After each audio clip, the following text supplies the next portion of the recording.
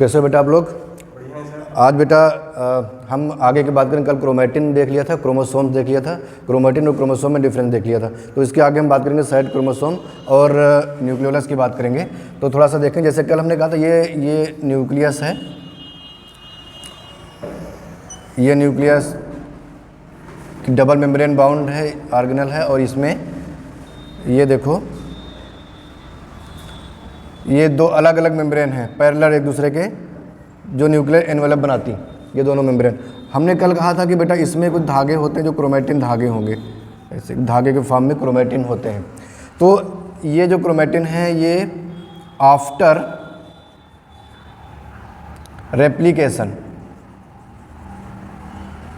जब तक रेप्लिकेशन नहीं हुआ है तब तक ये धागे क्रोमेटिन धागे हैं, पतले पतले धागे हैं, क्रोमेटिन के फॉर्म में हैं, इनको हम क्रोमेटिन धागे कहेंगे। लेकिन जब रेप्लिकेशन हो जाएगा, जब रेप्लिकेशन होगा तब ये धागे हमें दिखाई पड़ेंगे कैसे?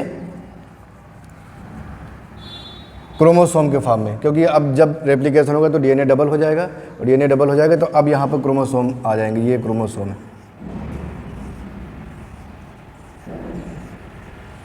और ये हमें दिखाई पड़ेगा कब बेटा? मेटाफेज में दिखाई पड़ेगा, जिस समय सेल या फिर एम फेज में, एम फेज ये इंटरफेज है, समझो बेटा इस बात को। जब तक सेल इंटरफेज में है, डिवाइड नहीं हो रही है, उसमें न्यूक्लियस के अंदर क्रोमेटिन होंगे और ये पूरी सेल है, ये ऐसे माने तो ये पूरी सेल है, सेल के अंदर ये न्यूक्लियस प्रेजेंट है, न्यूक्लियर एनवेलप प्रेजेंट है।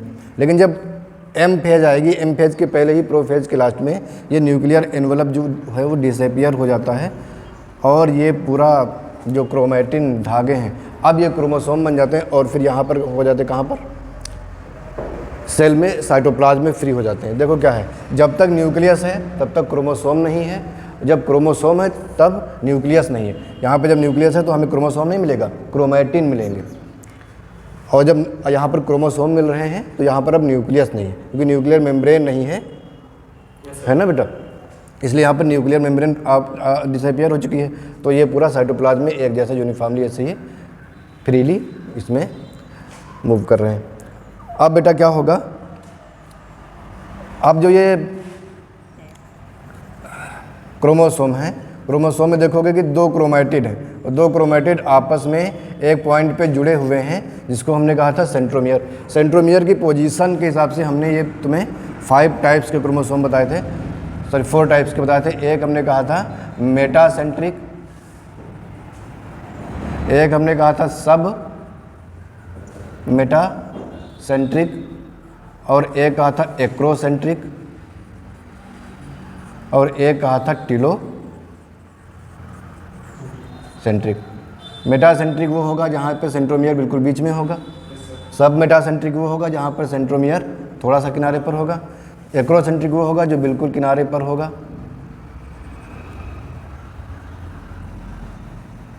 और टिलोसेंट्रिक में सेंट्रोमियर बेटा बिल्कुल किनारे पर होगा।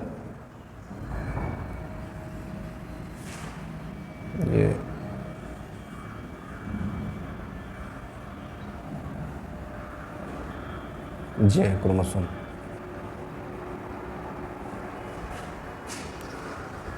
ठीक है,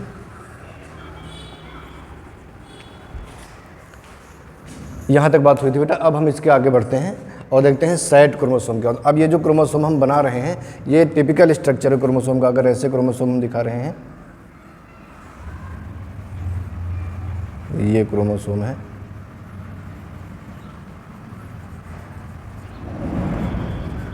जिसमें बीच में सेंट्रोमियर है। ये टिपिकल स्ट्रक्चर है क्रोमोसोम का, जिसमें एक सेंट्रोमियर है, दोनों तरफ दो टीलोमियर्स हैं, 4 टीलोमियर्स हैं, और ये सेंट्रोमियर है, इसको हम प्राइमरी कंस्ट्रक्चर बोलेंगे। ठीक है, ऐसा क्रोमोसोम एक होता है, एक टाइप का क्रोमोसोम ऐसा होता है जिसमें 2 कंस्ट्रक्शन होते हैं। एक होता है प्राइमरी कंस्ट्रक्शन जिसको सेंट्रोमियर कहेंगे, इसके अलावा एक कंस्ट्रक्शन और होता है जिसको बोलेंगे सेकेंडरी कंस्ट्रक्शन, और ऐसे क्रोमोसोम को साइड क्रोमोसोम कहते हैं। ये इरेज करें बेटा।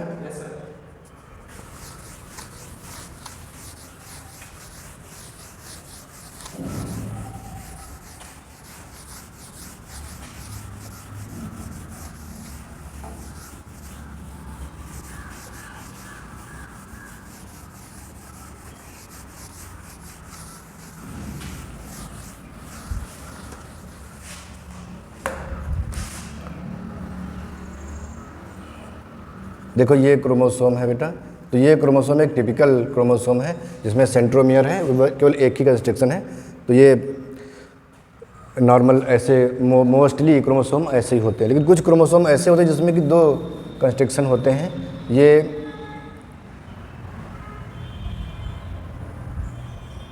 ये कंस्ट्रक्शन हुआ, फिर ऐसा ये कंस्ट्रक्शन और होता है।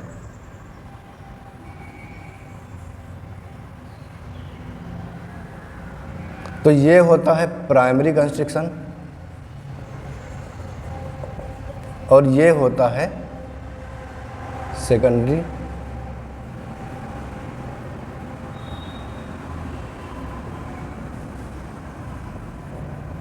सेकेंडरी कंस्ट्रक्शन, ये वाला पार्ट सैटेलाइट कहा जाता है और इस क्रोमोसोम को बोलते हैं सैटेलाइट क्रोमोसोम या सैट क्रोमोसोम। हमारी सेल में टोटल 10 क्रोमोसोम होते हैं जो कि सैट क्रोमोसोम होता है।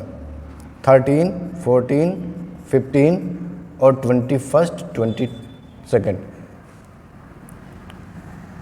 14, 15 और 21 और 22, इतने जो होते हैं, कितने हो गए? 5 पेयर्स हो गए। 5 पेयर्स पर जितने भी क्रोमोसोम होते हैं होमोलॉगस पेयर में होते हैं, तो ये 5 हैं, इसका मतलब 10 क्रोमोसोम है। ठीक, तो ये 10 क्रोमोसोम जो हैं ये सैट क्रोमोसोम्स होते हैं। इसके अलावा नॉर्मल जितने क्रोमोसोम हैं वो नॉर्मली इस टाइप के टिपिकल क्रोमोसोम्स होते हैं। सैट क्रोमोसोम्स होते क्या हैं बेटा? एक्चुअली देखो, ये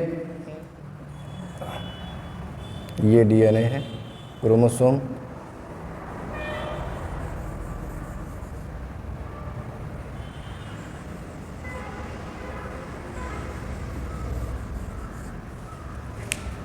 यहाँ पर हमने कहा था एक प्रोटीन होती है जिस प्रोटीन को हम कहते हैं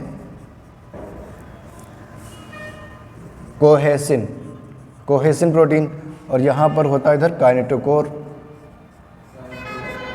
तो ये वाला जो पार्ट, ये वाला जो कंस्ट्रक्शन है बेटा, इसको हम सेंट्रोमियर कहते हैं। क्या बोलते हैं? ये बेटा रेड कलर दिखाई पड़ रहा है, ये सेंट्रोमियर बोलेंगे इसको। इसके साथ ही बेटा इसमें एक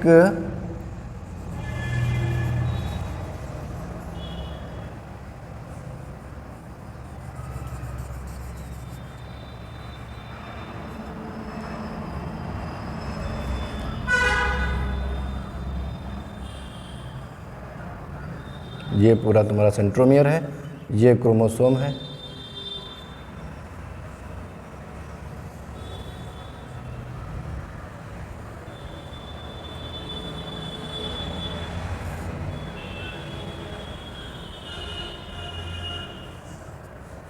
तो ये जो कंस्ट्रक्शन तुम्हें दिखाई पड़ रहा है यहाँ पर, एक जो कंस्ट्रक्शन है बेटा, जैसे यहाँ पे देखो, एक ये सेंट्रोमियर वाला कंस्ट्रक्शन, ये वाला, और यहाँ पर एक कंस्ट्रक्शन यहाँ पे दिखाई पड़ रहा है। ये सेकेंडरी कंस्ट्रक्शन यहाँ पर है, बाकी ये वाला फिर आगे कंटिन्यू हो रहा है। तो ये सैटेलाइट है, ये सैटेलाइट है और ये सेंट्रोमियर है। ये दोनों टीलोमियर है, इधर भी ये इंड पार्ट, ये भी टीलोमियर है, लेकिन इनको सैटेलाइट नाम दिया गया है। तो बेटा देखो होता क्या है यहाँ पर, और कुछ नहीं, ये जो डीएनए है ये डबल स्टैंडर्ड डीएनए है, पतला सा डीएनए है बिल्कुल यहाँ पर, और यहाँ पर गैप है थोड़ा सा, बस डीएनए ही डीएनए है। यहाँ पर बेटा कॉइलिंग बहुत ही कम है, ठीक है, थिन है। तो ये एक कंस्ट्रक्शन बनाता है जिसको हम बोलते हैं सेकेंडरी कंस्ट्रक्शन है ये। सेकेंडरी कंस्ट्रक्शन बेटा इसका मेन काम होता है बेटा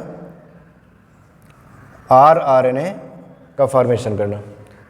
जितने भी डीएनए हैं, डीएनए में ये डीएनए का पूरा अगर स्टैंड है तो ये सब जीन्स हैं, और जितने भी जीन्स है बेटा वो सब जीन्स अलग अलग आरएनए बनाते कि नहीं, और फिर वो अलग अलग आरएनए अपना प्रोटीन बनाते हैं।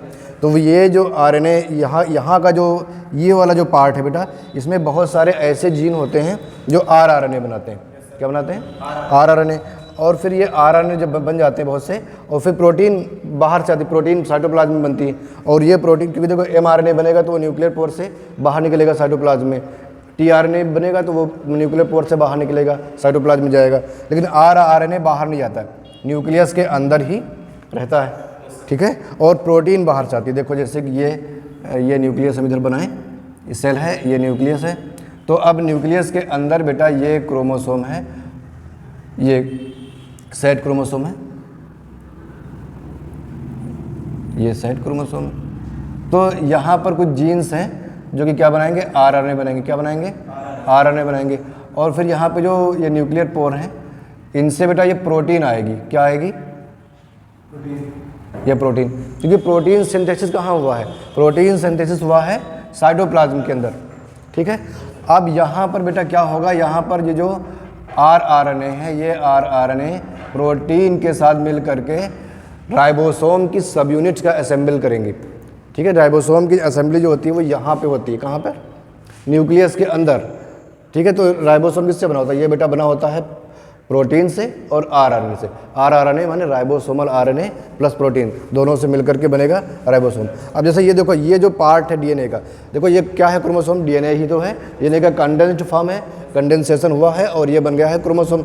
अब ये जो क्रोमोसोम है, इसका ये वाला पार्ट स्पेसिफिक पार्ट है, और जिसको हम सेकेंडरी कंस्ट्रक्शन कहते हैं। इस पार्ट से बेटा डीएनए, इस पार्ट का जो डीएनए है उससे आरएनए बनेगा। कौन सा, आरएनए बनेगा। और इस आरएनए में जब जोड़ दी जाएगी प्रोटीन, क्या जोड़ दी जाएगी बेटा, प्रोटीन ऐड कर दी जाएगी, तो ये बन जाएगा राइबोसोमल, नहीं राइबोसोमल सब यूनिट बन जाएगी। अब ये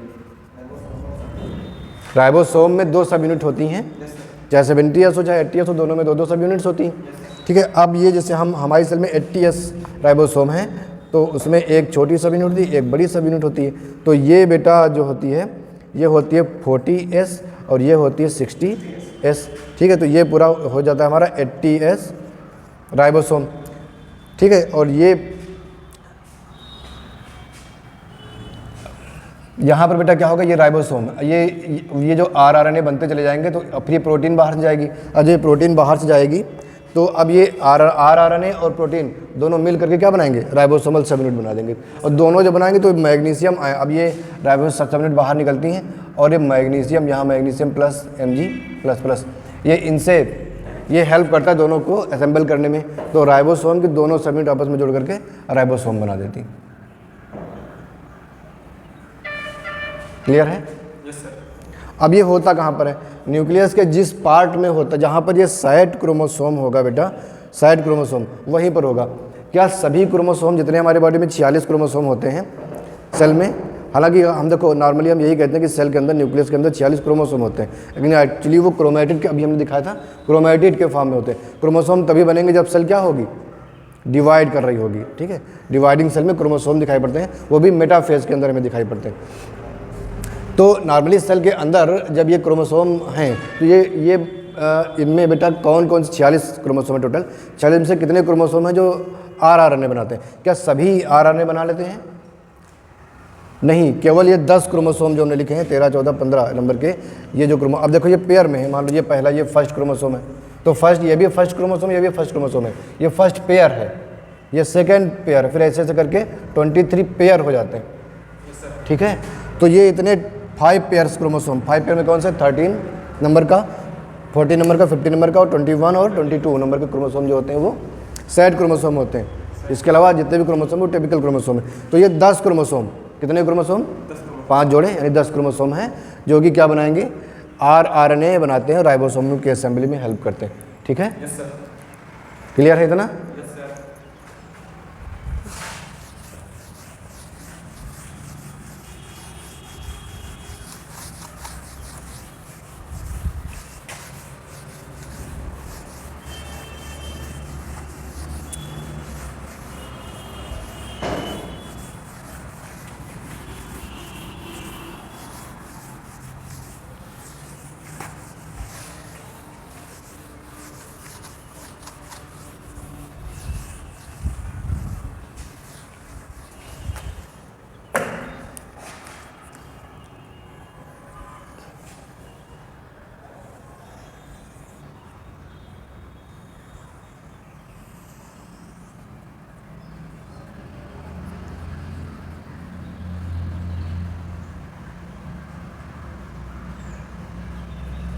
देखो जरा, यहाँ पर बेटा कुछ क्रोमोसोम है,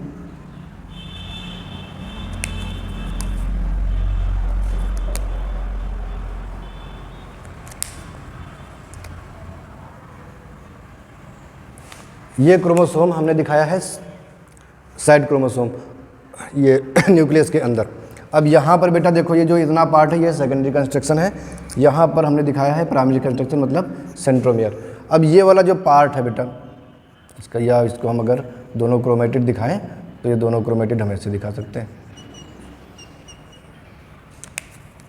क्रोमोसोम के फॉर्म में दिखाएंगे तो, अगर नहीं तो क्रोमेटिड के फॉर्म में दिखाएंगे तो हमें एक ही ऐसे जैसे पहले दिखाया था वैसे भी दिखा सकते हैं। तो ये बेटा है। अब मान लो यहाँ पर ये जो इतना पार्ट है ये क्या बनाएगा बेटा, आरआरएनए बनाएगा। क्या बनाएगा, आरआरएनए बनाएगा। थोड़ा हल्का आरआरएनए बनाता रहेगा ऐसे। तो ये बेटा जो धागे छोटे छोटे दिखाई पड़ रहे हैं फ्रेगमेंट, ये क्या है, आरआरएनए, राइबोसोमल आरएनए, ठीक है। और जो न्यूक्लियर पोर है बेटा, यहाँ से प्रोटीन आएगी, बाहर से क्या आएगी, प्रोटीन। सब प्रोटीन के मॉलिक्यूल यहाँ पर आएगी। अब जब प्रोटीन के मॉलिक्यूल यहाँ पर आएंगे बेटा, तो यहाँ पर प्रोटीन के मॉलिक्यूल आरआरएनए से मिल करके राइबोसोम बनाएंगे। राइबोसोम की सब यूनिट्स बनाएंगे कि नहीं, राइबोसोम की सब यूनिट्स यहाँ पे बन जाएंगी। तो यहाँ पर हमें ऐसा एक स्फेरिकल सा स्ट्रक्चर दिखाई पड़ेगा जिसमें क्या होगा, राइबोसोमल सब यूनिट्स होंगे और कुछ फाइबर्स होंगे। कुछ फाइब्रस सब्सटेंस हमें दिखाई पड़ेगा और कुछ ग्रेनुलर सब्सटेंस दिखाई पड़ेगा। तो इस पार्ट को हम बोलेंगे, इस पार्ट को हम बेटा क्या बोलेंगे, एनओआर, न्यूक्लियोलर ऑर्गेनाइजेशन रीजन बोलेंगे, ठीक है। यही न्यूक्लियोलस कहा जाएगा, यही पार्ट जो है न्यूक्लियोलस कहा जाएगा। न्यूक्लियोलस कुछ और नहीं है, जरा समझना ध्यान से।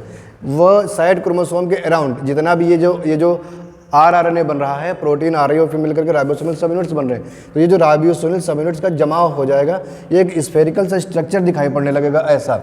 इसी को हम बोलेंगे न्यूक्लियोलस, इसी को बोलते हैं न्यूक्लियोलस, ठीक है। और ये न्यूक्लियोलस बेटा सेल के अंदर एक भी हो सकता है, एक से न्यूक्लियस के अंदर दिखाई पड़ेगा। हम सेल बोले सेल में मतलब न्यूक्लियस के अंदर होगा तो एक भी होगा और एक से ज़्यादा भी हो सकते हैं, लार्ज भी हो सकता है और छोटा भी। ये डिपेंड करता है सेल की एक्टिविटी के ऊपर। कैसे, समझो जरा।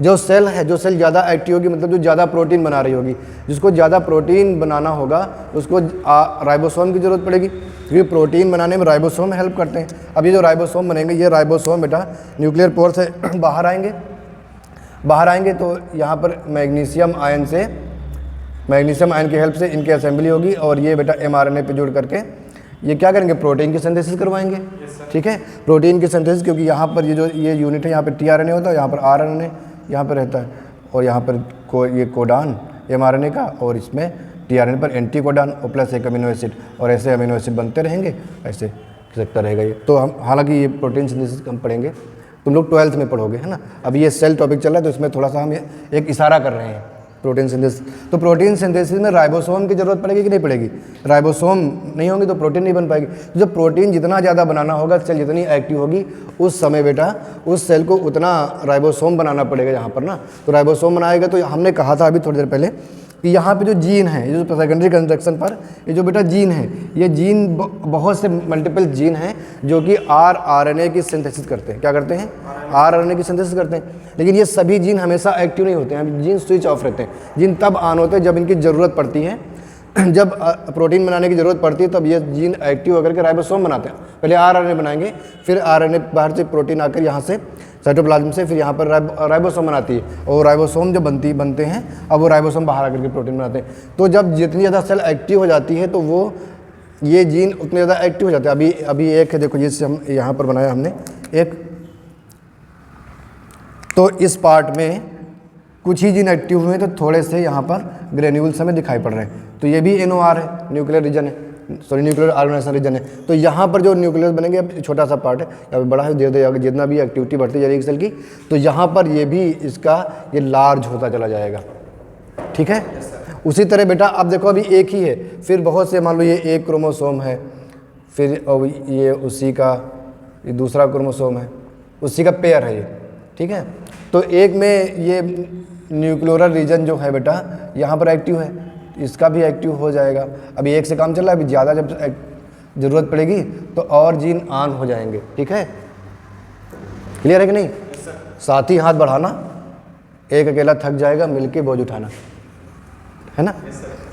अभी एक से काम जितना भी ज़्यादा, अब देखो एक्टिविटी दो तरह से, कोई सेल अगर मेटाबॉलिक एक्टिविटीज ज़्यादा हो रही है सेल में तो वहाँ भी ये रीजन आपको मल्टीपल रीजन दिखाई पड़ेंगे NOR, या फिर सेल डिवाइड हो रही है, सेल डिवाइड हो रही होगी तो वहाँ पे नए नए प्रोटीन बनाने पड़ेंगे, हिस्टोन बनाने पड़ेंगे, नॉन हिस्टोन बनाने पड़ेंगे, और सेल ऑर्गेनेल्स नए बनाने पड़ेंगे। तो यहाँ पर फिर एक्स्ट्रा प्रोटीन की ज़रूरत पड़ेगी। तो डिवाइडिंग सेल में भी NOR आपको डिवाइडिंग टाइम पे नहीं, डिवीजन के पहले इंटरफेज में, ठीक है, ध्यान देना। एस फेज देखो, सेल साइकिल डिफरेंट स्टेज में हम लोग देखेंगे, G1 में, G2 में, एस फेज में, पहले G1 फिर एस फेज फिर G2। तो यहाँ तक तैयारी हो रही है, G1 से लेकर के G2 तक, बीच में एस फेज है, यहाँ तक पूरी तैयारी हो रही है। तो इस समय भी सेल एक्टिव है क्योंकि वो तैयारी कर रही है नए डिवीजन की।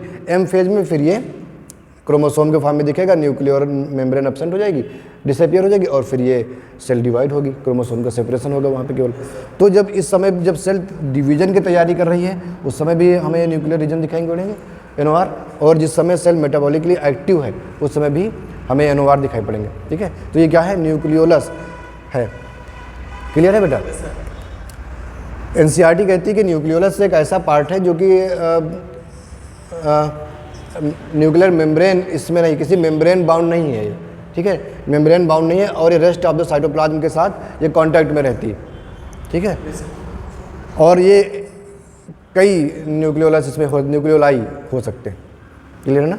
NCERT लाओ बेटा, NCERT लाया हो तो देखो उसमें पेज नंबर 138 देखो, 138, उसमें लास्ट पैराग्राफ देखो, लास्ट पैराग्राफ में लिखा होगा, लिखा है न्यूक्लियोलस, पढ़ो। The nuclear matrix or the nucleoplasm contains nucleolus and chromatin. The nuclei are spherical structure present in the nucleoplasm. The content of nucleolus is continuous with the rest of the nucleoplasm. The content of the nucleolus is continuous with the rest of the nucleoplasm, ठीक है। समझो क्या ये अब देखो, हमने कहा था धीरे धीरे बढ़ रहा है, ये जितना जीन एक्टिव होते चले जाएंगे RNA बनता चला जाएगा। और NCERT में ये भी लिखा कि स्फेरिकल साइज में दिखाई पड़ेगा ये ना, तो ये इकट्ठा हो रहा है धीरे धीरे, तो ये स्फेरिकल है और ये साइज में इनलार्ज हो जाता है धीरे धीरे, और ये पूरे इसके कॉन्टैक्ट में, क्योंकि यहाँ पे कोई मेम्ब्रेन नहीं है, मेम्ब्रेन लेस स्ट्रक्चर है ये। यस, लिखा है ना, ये it is membrane not membrane bound structure, ये मेम्ब्रेन बाउंड नहीं है किसी मेम्ब्रेन से गिराने, क्योंकि यहाँ पे क्या है। अच्छा, एक चीज़ यहाँ पे NCERT और कहती कि यहाँ पर बेटा ये जो कंपोनेंट्स ऑफ न्यूक्लियोलस, ये components are of nucleus are the continue with the rest of the cytoplasm. तो ये कंपोनेंट होते क्या है? अब ये जो न्यूक्लियोलस है बेटा, इसके कंपोनेंट में दो चीज़ें होती हैं, एक होता है पार्स फाइब्रोसा या फाइबर्स कहते हैं, फाइब्रोसा, ठीक है, और एक होता है पार्स ग्रेनुलोसा। तो जो पार्स फाइब्रोसा होता है, पार्स फाइबर्स है, पार्स फाइबर्स में हमें क्या दिखाई पड़ेंगे बेटा? RNA फाइबर्स दिखाई पड़ेंगे। जो छोटे छोटे फाइबर्स हमने पहले बनाए थे बेटा, ये RNA है, तो ये बनेंगे, तो ये फाइबर्स इसमें हमें दिखाई पड़ेंगे, ठीक है। और इसके अलावा और क्या दिखाई पड़ेगा हमें? ये DNA का फाइबर भी तो दिखाई पड़ेगा, तो ये DNA का राइबोसोम DNA फाइबर दिखाई पड़ेगा। तो ये जो DNA फाइबर है बेटा, इसको हम राइबोसोमल DNA कहते हैं। राइबोसोमल का मतलब ये है कि ये इस पार्ट को, केवल ये जो सेकेंडरी कंस्ट्रक्शन है, इसको राइबोसोमल DNA कहते हैं, क्योंकि इसी से राइबोसोम RNA बनता है, ठीक है, और फिर उससे राइबोसोम बनता है। जो पार्स ग्रेनुलोसा है, ये वाला जो इसका पार्ट है न्यूक्लियोलस का, इसमें हमें ग्रेन्यूल्स दिखाई पड़ेंगे। कौन कौन से? इसमें हमें राइबोसोम जो असेंबल हुए हैं, वो राइबोसोम्स की सब यूनिट दिखाई पड़ेंगे। राइबोसोम की क्या दिखाई पड़ेंगे बेटा? सब यूनिट दिखाई पड़ेंगे, है ना। और प्लस प्रोटीन के ग्रेन्यूल जो बाहर से आए हैं साइटोप्लाज्म से, इनको जोड़ने के लिए वो प्रोटीन के सब यूनिट दिखाई पड़ेंगे। तो इतनी चीज़ें हमें बेटा दिखाई पड़ती हैं। बात क्लियर है कि नहीं? तो ये जो राइबोसोम, ये राइबोसोम सब यूनिट बन रहे हैं, ये जैसे बेटा ये क्या है? दो सब यूनिट है, ये हमने कह दिया ये है 40S और ये है 60S। इसको जोड़ना नहीं है, 60S जोड़ोगे तो 60-40-100 हो जाएगा, जोड़ना नहीं। ये स्वेडबर्ग कोफिशिएंट, ये स्वेडबर्ग यूनिट है। जब सेडिमेंटेशन ट्यूब में इसको आइसोलेट करने के लिए रोटेट किया जाता है तो अलग अलग RPM पर, तो ये जो स्वेडबर्ग ने ये जो यूनिट निकाली थी, इसको ये अलग अलग आता है बेटा, ठीक है, जोड़ोगे तो नहीं। ये तो इसको स्वेडबर्ग कोफिशिएंट या स्वेडबर्ग यूनिट कहते हैं। ये जो स्मॉलर सब यूनिट है वो 40s है, और जो लार्जर सब यूनिट है उसका s की वैल्यू होती है 60, जो 60s और ये 40s, तो ये 80s है। तो बेटा इसमें कितनी चीज़ें होती हैं पहले ये ध्यान दो। यहाँ पर बेटा होता है rRNA, क्या होता है rRNA, कौन सा होता है इसमें 18S rRNA, कौन सा होता है बेटा 18S rRNA। जो 60s लार्जर सब यूनिट है उसमें होता है 5S, ये 5 लिखा हुआ है, ये S है, 5S rRNA, 28S rRNA और 5.8S rRNA। तो टोटल मिलाकर कितने हो गए बेटा, ये 18S हमने लिखा, इसमें हो जाएगा 5S rRNA और ये लिखा है 28S rRNA और ये क्या हो जाएगा 5.8S rRNA। तो ये टोटल हमारे पास कितने हो जाएंगे बेटा, 4 टाइप्स के rRNA हमें इसमें मिलते हैं राइबोसोम में, दोनों सब यूनिट में देखेंगे तो।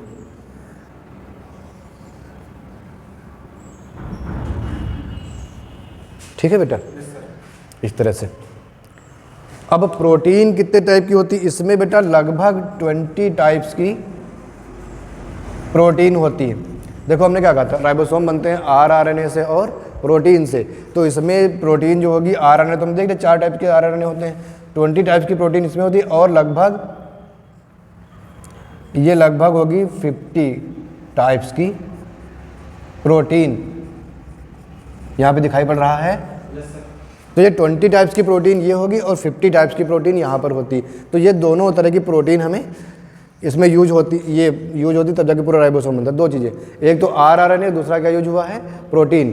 तो rRNA फिर से देख लो, ये 4 टाइप्स के होते हैं, 18S इसमें स्मॉलर यूनिट में, और जो लार्जर सब यूनिट है उसमें 5S, 28S और 5.8S rRNA ये यूज होती हैं, तब जाकर के ये इसकी असेंबली होती है। क्लियर है बेटा? एक चीज़ और बता दें तुम्हें, लगे हाथ, जो 5S rRNA है इसकी जो सिंथेसिस है वो यहाँ नहीं होता है।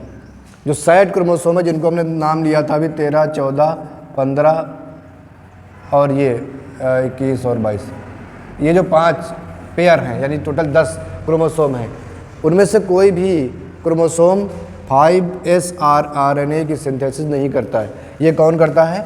ये करता है फर्स्ट क्रोमोसोम। इसको हम अलग कलर से दिखा दें। फर्स्ट नंबर का जो क्रोमोसोम है बेटा, ये साइड क्रोमोसोम तो नहीं, ये नॉर्मल क्रोमोसोम है, लेकिन इसके जीन्स 5S rRNA के जीन्स फर्स्ट क्रोमोसोम पर होते हैं। किस पर होते हैं? फर्स्ट क्रोमोसोम पर। ये फर्स्ट क्रोमोसोम है, क्रोमेटिड के फॉर्म में तो फर्स्ट क्रोमेटिड का हो गया। हमने पहले ही कहा था कि दोनों को सिनोनिमसली यूज कर लेते हैं, क्रोमेटिड और क्रोमोसोम को, बट दोनों में थोड़ा सा फ़र्क होता है। वो फ़र्क हमने तुमको बता दिया, ठीक है। तो बेटा ये है। अब यहाँ पर बेटा क्या होगा कि जो फर्स्ट क्रोमोसोम में कौन बनेगा? 5S rRNA बनेगा, बाकी 3 तरह के rRNA यहाँ बनेंगे। क्लियर है? अब जब बहुत से ये 5 में से 2, 3, 4 या 5 क्रोमोसोम के साइड क्रोमोसोम जो है वो उनका ये जो राइबोसोमल DNA वाला पार्ट है, ये वाला एक्टिव हो जाएगा, तो एक ही न्यूक्लियस के अंदर में कई न्यूक्लियोलस दिखाई पड़ेंगे। अभी एक एक्टिव है तो कई न्यूक्लियस, जीन तो सब में है। हमने कहा सभी जीन एक्टिव नहीं है, कुछ जीन एक्टिव है, कुछ इनएक्टिव है, स्विच ऑफ है, वो ऑन किए जाएंगे जब उनकी ज़रूरत होगी तब, ठीक है। तो जब उनकी ज़रूरत होगी सभी एक्टिव है, तो बहुत से हमें दिखाई पड़ेंगे न्यूक्लियोलस, कई मल्टीपल न्यूक्लियोलस दिखाई पड़ते हैं, ठीक है बेटा। क्योंकि ये प्रोटीन सिंथेसिस में इन्वॉल्व होता है कौन? राइबोसोम, और राइबोसोम यहाँ बनते हैं। तो अगर कोई सेल एक्टिव है, प्रोटीन सिंथेसिस कर रही है, तो उसमें ज़्यादा नंबर में हमें न्यूक्लियोलस दिखाई पड़ेंगे, ठीक है बेटा। तो हम बात करते हैं ये फर्स्ट क्रोमोसोम में, ये फर्स्ट क्रोमोसोम है, ये rRNA बनाता है 5S, बाकी सब ये बनते हैं। तो बेटा अगर क्वेश्चन से पूछा जाए कौन सा टाइप rRNA का है जो साइड क्रोमोसोम से नहीं बनता है, तो क्या बताओगे? फर्स्ट ये 5S rRNA। और किससे बनता है? फर्स्ट क्रोमोसोम से बनता है, ठीक है बेटा। तो ये बेटा ये जो जितने भी बने हैं, ये 3 इनमें से 3 ऊपर वाले 3 80S और ये वाला जो है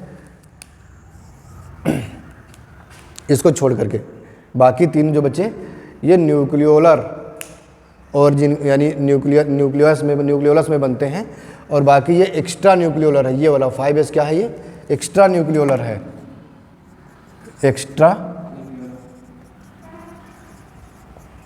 न्यूक्लियोलर है, यानी इसका फॉर्मेशन न्यूक्लियोलस के अंदर नहीं होता है, न्यूक्लियोलस के बाहर होता है। न्यूक्लियस के अंदर होता है ऐसा नहीं कहेंगे, न्यूक्लियस के अंदर तो होता ही है, न्यूक्लियस के अंदर ये भी है, लेकिन न्यूक्लियोलस के अंदर ये नहीं है, बाकी सब न्यूक्लियोलर सबका फॉर्मेशन होता है। ठीक है, यस सर। क्लियर है बेटा? Yes sir. तो क्रोमोसोम, क्रोमैटिन, NOR और न्यूक्लियोलस ये सब तो समझ ही चुके हैं। ठीक है, न्यूक्लियोप्लाज्म की बात हम लोग कर चुके हैं। तो अब हम ये न्यूक्लियस टॉपिक हो गया पूरा कंप्लीट ना। अब हम आगे बढ़ेंगे नेक्स्ट टॉपिक पे, सेल के दूसरे ऑर्गेनल को देखेंगे। ठीक है बेटा? Yes sir. यहाँ तो कोई क्वेश्चन है तो बताओ, कोई कन्फ्यूजन? No sir. ठीक है बेटा, फिर रिवाइज करते रहना, नेक्स्ट क्लास में मिलते हैं।